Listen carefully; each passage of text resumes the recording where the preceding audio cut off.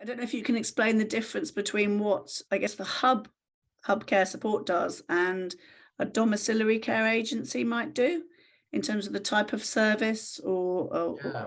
that And you're it being is able to those provide. differences that, number one, make us unique and also make it such an exciting prospect and counteract so many of the challenges that care agencies have. So in a nutshell, to run a care agency, the organization needs to become CQC registered, which is a challenging feat in itself. They then need to find and recruit carers, which often, as we quite hear from the care crisis, is a very difficult thing to do. People find it extremely difficult to entice carers to come and do that role. And then also with the turnover being in excess of 40% quite commonly, it's very hard to retain those carers.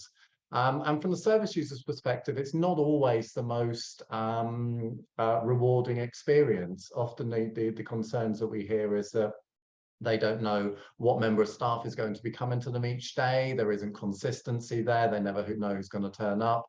So our model has counteracted all of those issues. In the first instance, we don't have any issues around the recruitment or finding of the personal assistants. What we can offer to a personal assistant is far more attractive. In the first place, it's an ethical income. Typically, personal assistants will earn over double that they would earn in a comparable role working with an agency. Secondly, as well, they've got choice, flexibility, and control, which means that they're not being sent here, there, and everywhere, rushing around on 0 hours contracts and not being very happy about it. The personal assistants with the hub have very high satisfaction rates and a very low turnover. Then from the perspective of the service user, we've managed to address that one key issue that is the big gripe for them, which is they choose the independent carer that comes to them. So they can every day expect to see the same welcome, friendly face that's been introduced to them, that has intimate knowledge of them and their care and their support. And providing that consistency. So it's really refreshing, as Natasha was saying, it's such a different prospect from working in agencies, which we both had a lot of experience with. And it just makes for a nicer working environment for us working in the office. It makes for very happy care staff, our care PAs, and also for the end user that's receiving the services from the personal assistants, again, much higher satisfaction rates. And not forgetting that the personal assistant actually chooses what they want to come forward for. So we are not sending anyone anywhere. We are purely here to take a referral, to speak to a family or a service user directly, find out exactly what it is they want and they need and the sort of person they're looking for. We will then advertise that out to the register of approved personal assistants we have on the register. And then the personal assistants will choose what they want to come forward for. And then from there, we can forward on profiles to the service users so they can sit in their own time, no pressure, to actually decide who looks the best fit for them. Is it that they have similar interests? Is it that they both have pets, or they come from a certain area of the world, which is somewhere where they've often been on holiday, or, you know, anything that they could have in common. And what we find is you don't necessarily need to have years and years of care experience to be a personal assistant. So we have the most successful personal assistants we have here in our head office haven't come from a care background.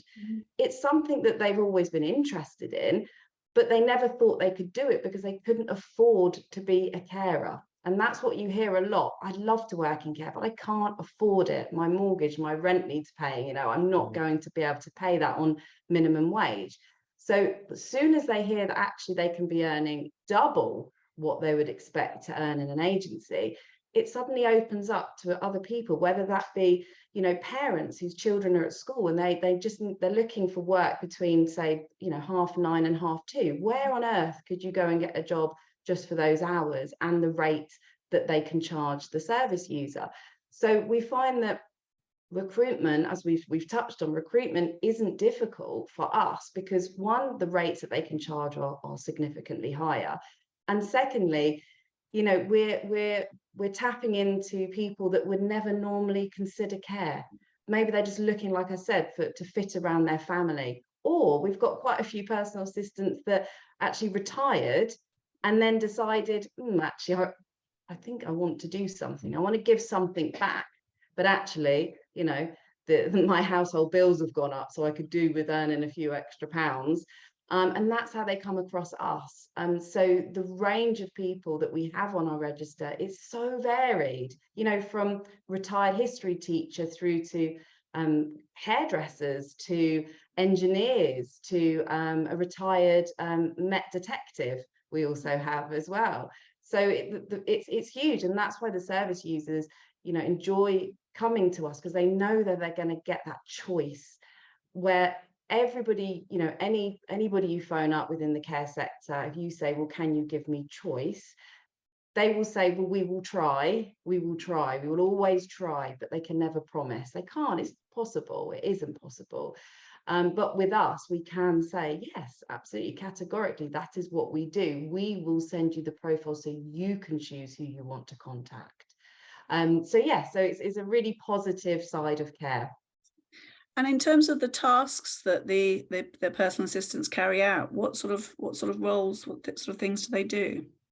Very, very similar. Personal assistants are trained carers effectively. They go through the same high standards of caring, of training. The training is all in line with the Skills for Care recommendations for best practice, so that we know that they maintain and keep all of that up to date. So it allows them to do the same tasks that a carer would. However, what we find more and more frequently now is that the roles do tend to be focused quite a lot around social support, companionship. So what we often call kind of the nicer side of care, you know, actually giving back, spending time with that service user. And because they're not pressured with, you know, 15-minute calls, 30-minute calls, it tends to be much longer block work. It means that that time that they can spend with them is rewarding. And it's actually about the companionship element, which is, you know, what everyone wants to be getting out of it.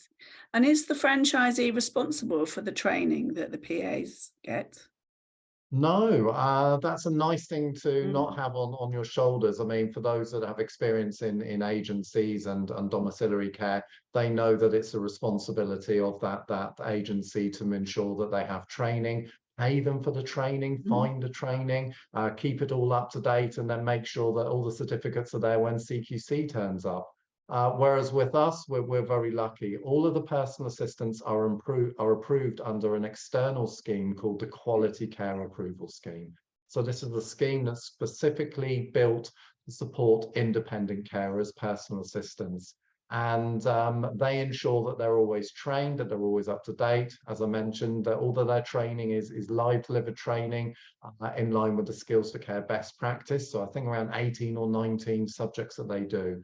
And whilst they get approved under QCAS, they do all of the other checks that a HR department would typically have to do in an agency. So they ensure that there is a DBS in place and it's on the live checking service, conviction free. They ensure that actual references are taken up and verified. ID checking, they want to make sure as well that they have their public liability insurance in place, and that they have right to work and all of these other elements there. So it means from a potential manager or a branch manager of hub care support, they can rest assured that that personal assistant that they're introducing to a service user has met and exceeded all of these expectations that you would want within care, leaving them completely free and free from the budget of it as well, completely free to focus on the element of supporting the carer, which is often something that doesn't happen so much in agencies, and also making sure that they're introducing them to the work, and you know, everyone's happy in that scenario.